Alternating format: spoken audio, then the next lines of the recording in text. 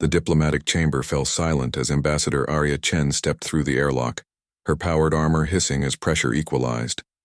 She'd negotiated 17 treaties across 4 spiral arms, survived 3 assassination attempts, and once talked down a Krilthan war fleet with nothing but logic and stubbornness. But nothing in her career had prepared her for the sight before her. The Velaran delegation stood in a semicircle, their crystalline bodies refracting the station's ambient light into dancing rainbows across the walls. Their leader, High Coordinator Thess, made no move to greet her.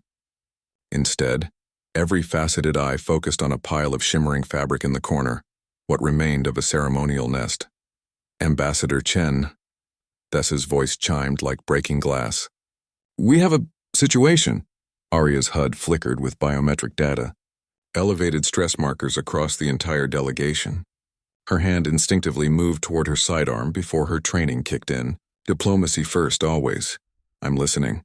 Our young. The cubs from the latest hatching cycle. They've scattered." Arya's stomach dropped.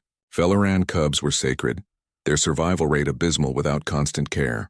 The diplomatic mission had been timed around the hatching specifically to avoid disruptions. Scattered where? Thess's body dimmed, their species equivalent of a grimace. "We don't know. They were frightened by the station's weapons test 3 cycles ago. The vibrations, the sounds. Cubs at this stage are hypersensitive. They crawl into the smallest spaces when afraid, seeking warmth and the scent of safety." "I'll help search," Arya said immediately. "My armor has thermal scanners that—" A soft chirrup interrupted her. It came from inside her chest plate. Arya froze. Her armor's internal diagnostics showed no breaches, no malfunctions. But there it was again. A tiny trilling sound emanating from somewhere near her sternum. "Ambassador?" Thess took a step closer, their body brightening with what might have been hope. "Do you feel anything unusual?" Arya ran an internal scan. Temperature slightly elevated. Pressure sensors detecting something. Multiple somethings. Small, warm, and very much alive. "By the stars," she breathed. "They're inside my armor." The revelation sent the Valoran delegation into a frenzy of chiming discussion. Thess raised a crystalline appendage for silence. "How many?" Arya closed her eyes, focusing on the sensation. Something nestled against her ribs. Another between her shoulder blades. A third, no, a fourth, clustered near her hip joint. And there, wedged so tightly beneath her chest plate that she'd mistaken it for equipment pressure, the smallest presence of all. 5. Maybe 6. 6? Thess's voice cracked with emotion. "Ambassador, those are all of them.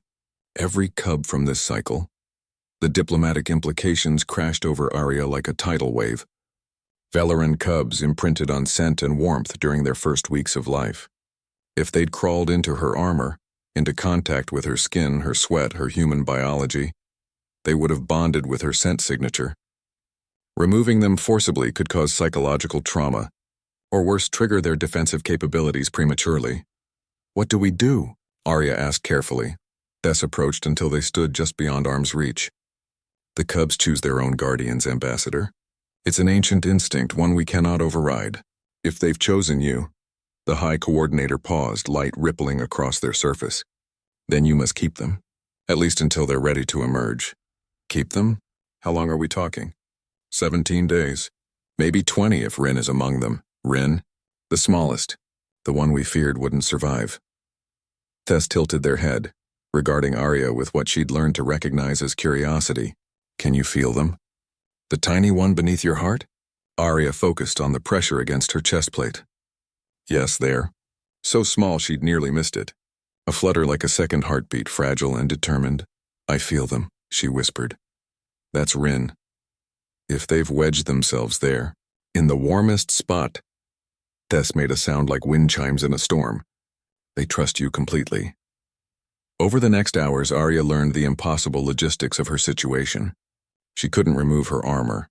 The cubs had somehow slipped through microscopic gaps in the plating during sleep cycles, gaps that sealed automatically once pressure was restored.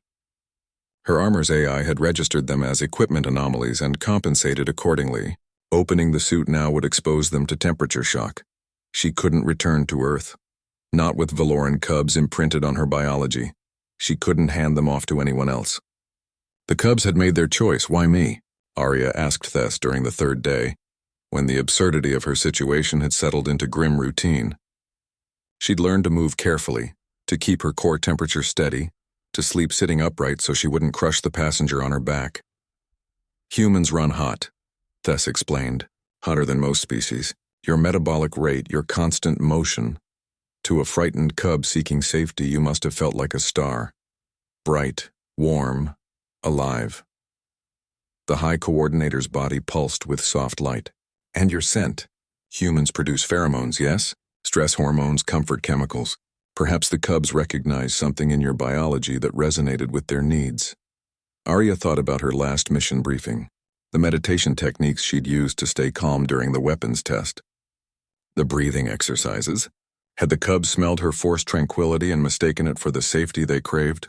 On day 7, Rin moved for the first time.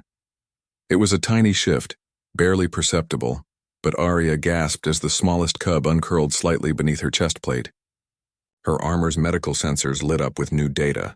Heart rate steady, body temperature rising to match hers, and there, unmistakable on the biometric display, a pattern of neural activity that the AI flagged as contentment. "Hey there, little one," Arya murmured. "You okay in there?" The flutter came again, deliberate this time. Rin was responding to her voice.